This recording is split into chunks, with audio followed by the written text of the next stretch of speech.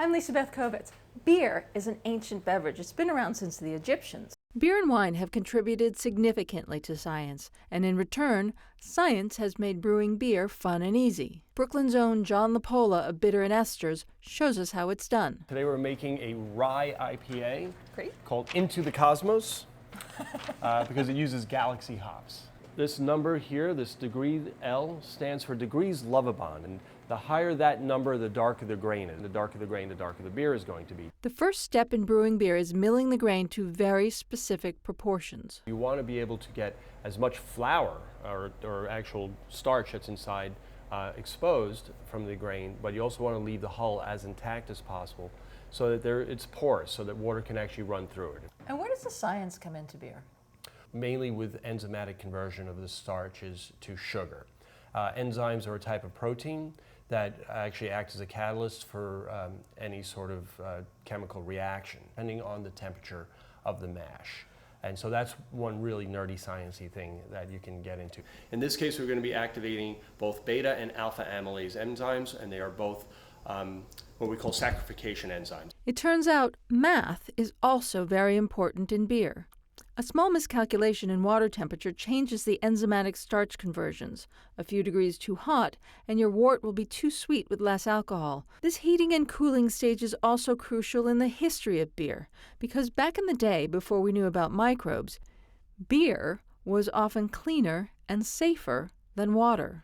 In modern times, proper heating and cooling is important to bringing out particular flavors. A good portion of the flavor comes from the hops, the bitterness and the aromatic. All you need to do is pour those hops right into the boiling pot. This is called our bittering addition of hops. It's really nice. I'm sad to let it go. All right, the next hop addition will be in 15 minutes. With all our ingredients in the pot, we cover our fermenter with a well-sanitized airlock and wait. I'll see you in 2 weeks for a taste.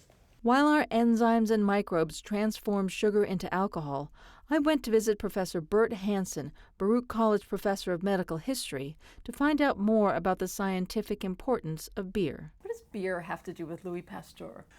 Pasteur's great achievement in fermentation, beer making, wine making, was saying that microbes are necessary to making the transformation, and the wrong kind of microbes will ruin it. And sorting that out and which are which is the great discovery, and it leads out of fermentation into the germ theory disease as well. You can't ask more than that for one man. People were moderately successful in making wine and beer, but before Pasteur, you couldn't be confident that you could keep it very long. The pasteurization technique at the end stage totally changed the possibility of marketing, selling over great distances and longer times. So, in a roundabout way, beer saved humanity. Pasteur was interested in saving the beer industry and the wine industry for France, and in the process of his work, he invents the germ theory and saves hundreds of thousands of lives. And changed our world. And changed our world fundamentally. Go beer. Yep. Our scientifically brewed batch of beer sat in a cool, dark place for 3 weeks. Now, it's time to taste it. So this is the fruit of your labor. Well done. From Bitter and Esters in Brooklyn, this has been Lisa Beth Kovitz for Science and You.